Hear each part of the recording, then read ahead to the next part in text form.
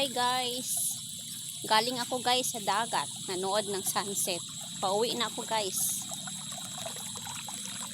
Dito ako dadaan sa gitna ng palayan.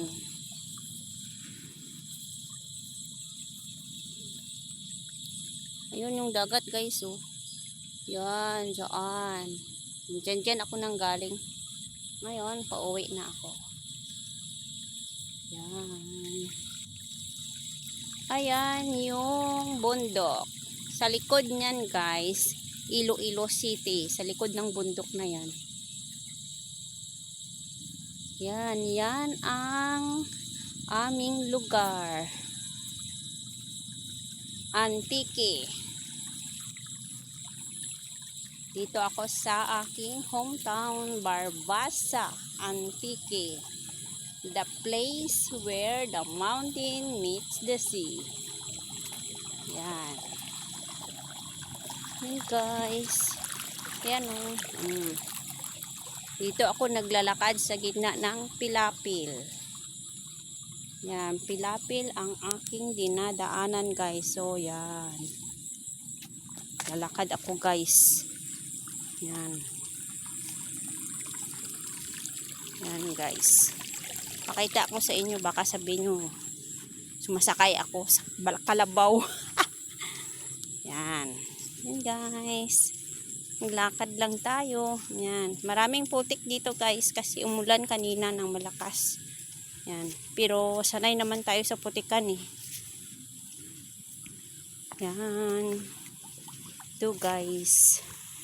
Tapos dito na lang ako mag-ano sa may tubig. Yan guys. Yan.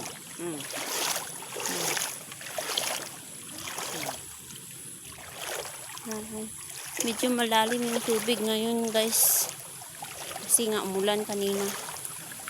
Yan.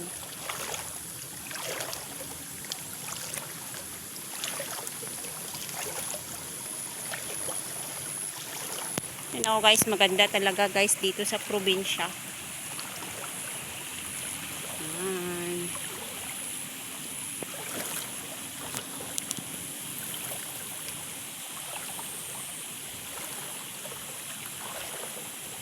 Ganyan ang buhay dito sa probinsya guys. Ayan. Ayan. Ayan. Malapit lang kasi kami guys sa sa highway.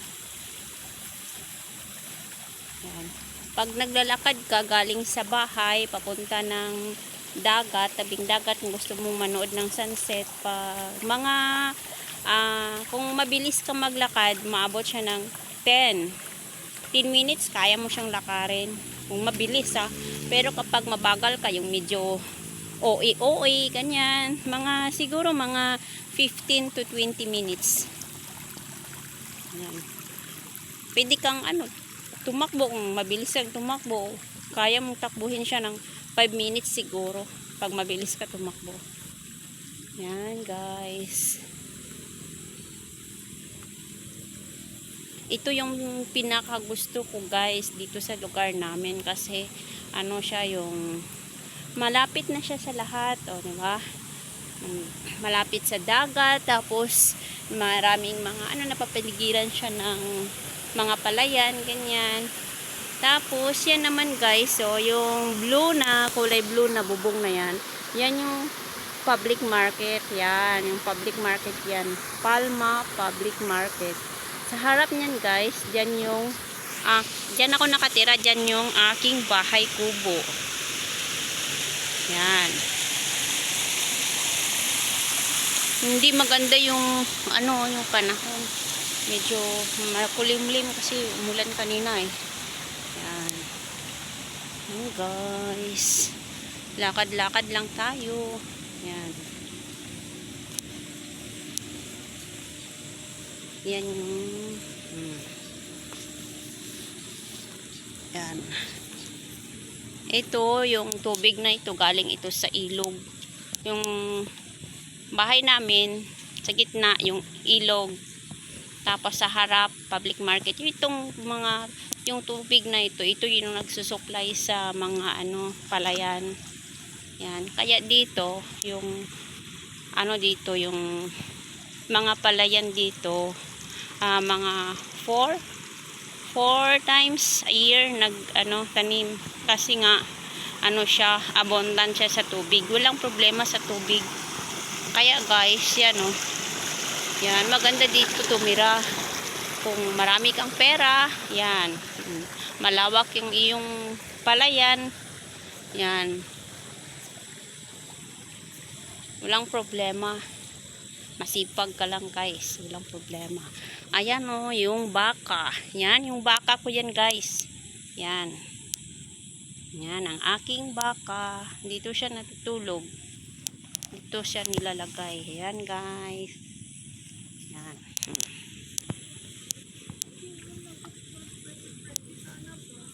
Yan.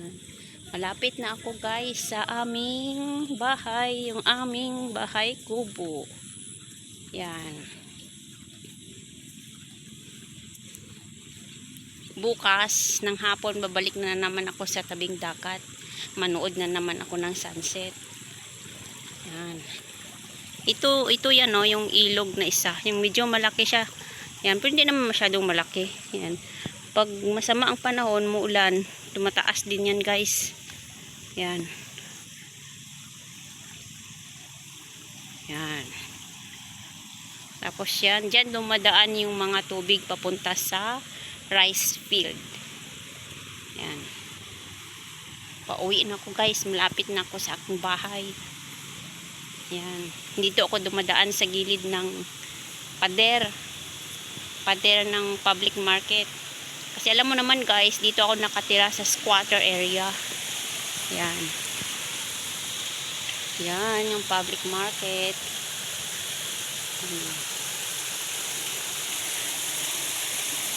Tapos dadaan ako dito sa may tulay na maliit guys. Yan.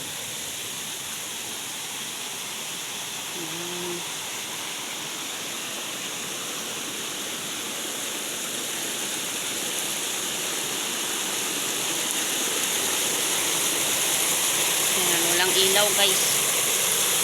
Alam mo naman, 4 lang tayo. Yan guys, ito yung ilog. Yan, hindi makita medyo madilim na kasi. Yan, ito yung ilog. Yan, sa harap niyan guys, yung aming bahay kubo. Yan guys. Yan yung public market guys. Tapos, dito naman yung aming bahay guys. Yan yung kulay red na bubong. Yan yung bahay namin. Hindi pa tapos yan guys. Yan. Panahon pa yan ni Yolanda guys na giniba. Yan. Yan. Okay guys. Thank you for watching. Bye.